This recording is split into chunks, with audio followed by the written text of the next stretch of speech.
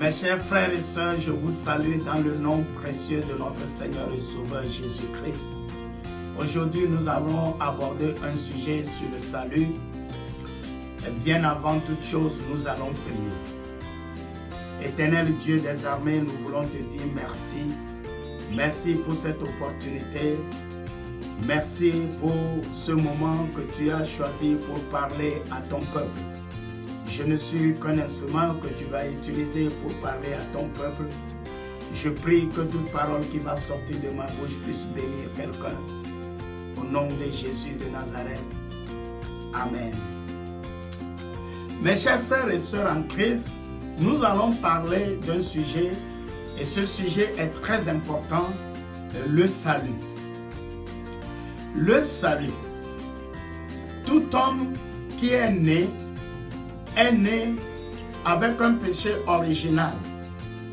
C'est-à-dire que nos grands-parents ont péché et étant nés de ses parents, nous sommes déjà des pécheurs. Et quand nous grandissons, nous commettons aussi des péchés. Et Dieu, en voyant toutes ces choses, a décidé d'envoyer son Fils sur la terre afin que quiconque croit en lui ne périsse point, mais qu'il ait la vie éternelle.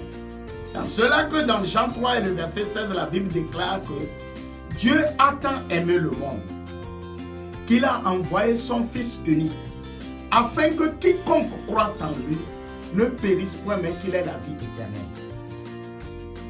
Oui, Dieu est amour et il ne voudra jamais qu'aucune âme se perde.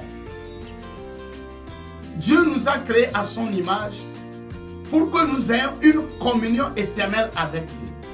Mais avec le péché, nous ne pouvons plus communier avec lui.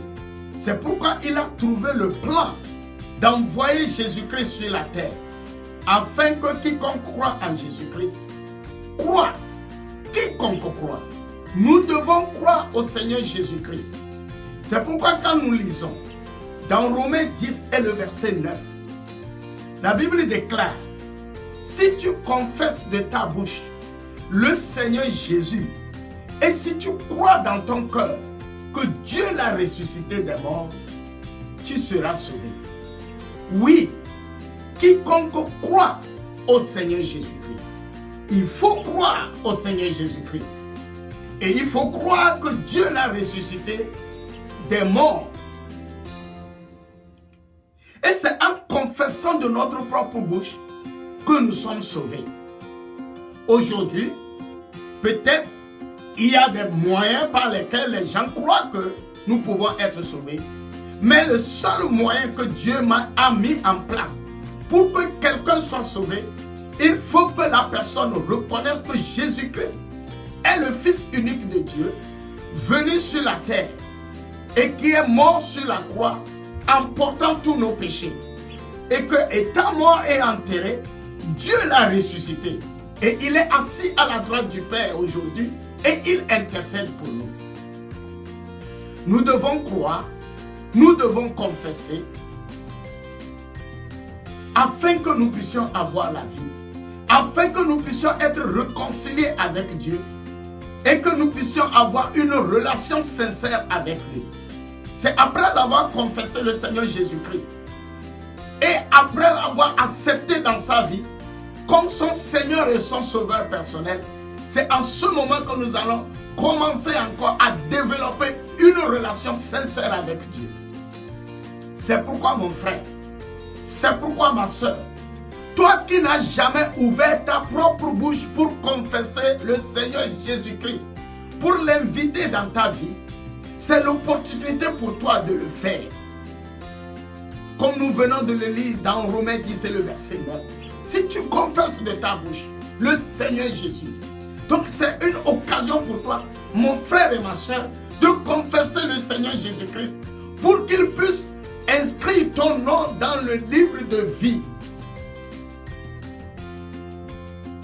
C'est une occasion pour toi maintenant, si tu décides de le faire dans ton coin, quelque part, ou si tu veux nous appeler ou nous écrire, tu peux le faire pour que nous puissions t'orienter. Que le Seigneur te bénisse pour ta décision. Mes frères et mes sœurs qui m'écoutez, c'est aussi l'occasion de partager cette vidéo afin que quelqu'un dans ta famille, quelqu'un quelque part qui n'a jamais confessé Jésus-Christ puisse le faire pour que le salut des âmes soit effectif. Dieu ne veut pas la perte du pécheur, mais il veut que le pécheur se reconnaisse et qu'il revienne à lui de tout son cœur afin d'être sauvé. Le désir primordial de Dieu, c'est que toutes les âmes soient sauvées. Mais il ne peut pas te forcer, mon frère. Il ne peut pas te forcer, ma soeur. Quand tu entends sa parole, quand tu écoutes sa parole, c'est l'occasion pour toi de prendre une décision sincère et que tu reviennes à ton Père, à ton Créateur, qui a les bras ouverts pour te recevoir dans la maison. Mes frères, je vous encourage à partager cette vidéo et que les âmes soient sauvées. C'est en cela que nous pouvons aider le royaume de Dieu à s'installer dans les cœurs des gens. Que le royaume de Dieu puisse être élargi. Mon frère, il y a plusieurs moyens d'évangéliser. Le fait même de partager cette vidéo est un moyen par lequel Dieu t'utilise pour sauver les âmes. Alors je t'encourage à le faire. Une fois encore, je vous remercie pour vos supports, pour vos encouragements et aidons-nous les uns les autres pour que le royaume de Dieu puisse être élargi. Merci mon frère qui m'a écouté. Merci mon frère qui va m'écouter. Et que le Seigneur vous bénisse.